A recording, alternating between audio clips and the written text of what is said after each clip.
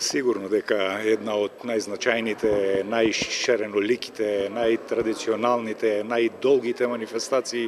во нашиот град е Струмичкиот карневал. Вака виден во една слика со една многу минимална символика која што денеска ја правиме, навистина предизвикува носталгија и тага и неубаво расположение. Меѓутоа,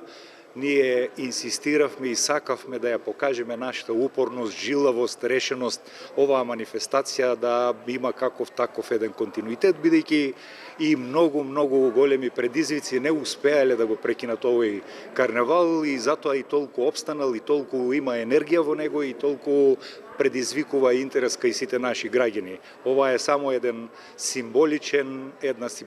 конекција, поврзување на онаа што ќе следи, живот, радост, разиграност и онаа што сите со нетрпение го очекуваме и да го поминеме овој период што по-безболно и по-храбро би кажал, за да можеме да ги дочекаме овие вистински слики на овој